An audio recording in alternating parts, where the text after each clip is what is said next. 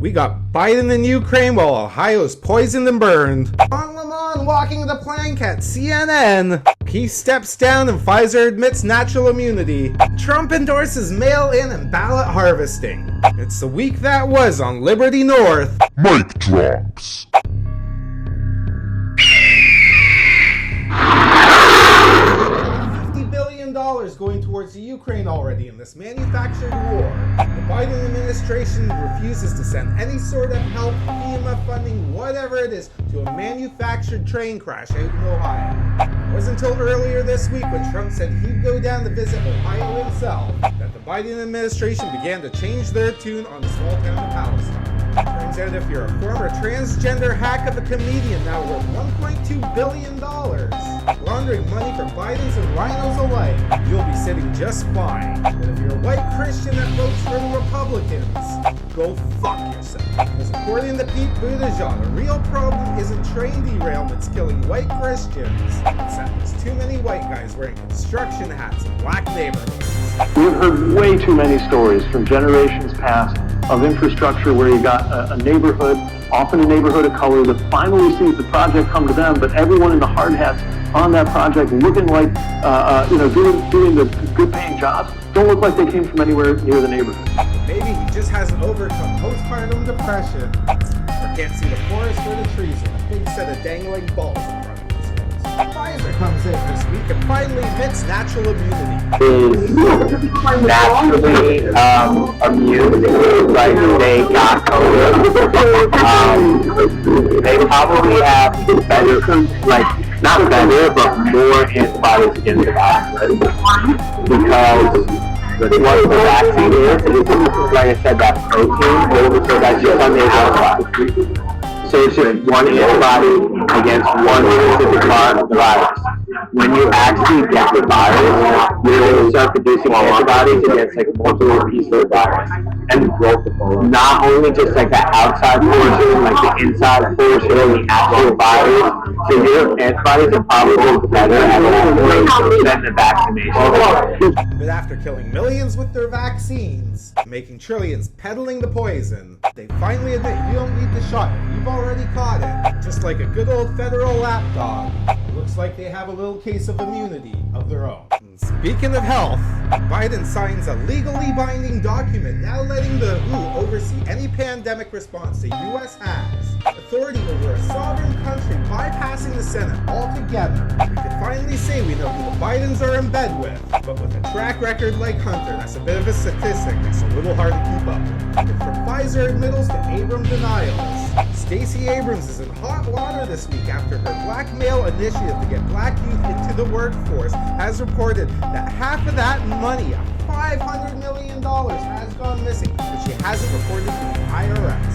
Just like Jesse Jackson, Al Sharpton, and Maxine Waters, they see disadvantaged youth getting gunned down every single day, although they claim to be protecting them, while living lavish lifestyles far away from the people they claim to be protecting. They should get in touch with the founders of BLM. I've heard they had some great real estate agents. Ms. Abrams, you might be the president in the future on Star Trek, but right now you're just the president of Huntsville for a move like that. And after a Project Veritas mutiny, we find James O'Keefe just today stepping down as CEO of Project Veritas, saying he will go on his own to fund his own project and start this new thing. God bless that truth speaker who's taken the heat from the CIA and the FBI, but the rest of the boardroom are a bunch of fucking pussies taking corporate handouts whenever they can get them. February 3rd, a board member reached out to one of our journalists and stated, quote, "You get a raise if there is a restructure without James O'Keefe at Project Veritas." I have a copy of the text message, and I'll give it to all of you. Which tells me not only do they support Biden showering with his 11-year-old daughter, but Ezra Miller will probably wind up being the new CEO of Project Veritas. Earlier this week, we had environmental activist Greta Thunberg telling the Associated Press that it's time for environmental extremists to go beyond the legal tactics that they're doing. This is environmental terrorism, endorsed by a left-wing media, while telling the rest of the world that white Christian Republicans are the true extremists of this country. I don't know what's scarier, but the left-wing media endorsing Civil War tactics against the everyday American citizen, or the angry beaver face Greta Thunberg uses every single time she speaks. How dare you! While Truth Commission hearings continue about the January 6th protest, this week FBI was grilled on the stand about whether they had access inside the White House dressed as Trump supporters before they opened the doors. Hey, does the FBI have confidential human sources? Did the FBI have confidential human sources embedded within the January 6th protesters on January 6th of 2021? Well, Congressman, as I'm sure you can appreciate, I have to be very careful about what I can say about when. Even now, because that's what you told us 2 years ago. May I finish? About when we do and do not, and where we have and have not used confidential human sources. But to the extent that there's a suggestion, for example, that the FBI's confidential human sources or FBI employees in some way instigated or orchestrated January 6th, that's categorically false. Did you have confidential human sources dressed as Trump supporters inside the Capitol on January the 6th prior to the doors being open? Again, I had to be very careful. It should be a no. Can you not tell the American people no? We did not have confidential human sources dressed as Trump supporters positioned inside. And while neither confirming or denying that this might have been the case, the obvious answer should have been no. It's always a fucking no. Which tells Papa North they already had assets in the buildings, agitators outside of the Capitol.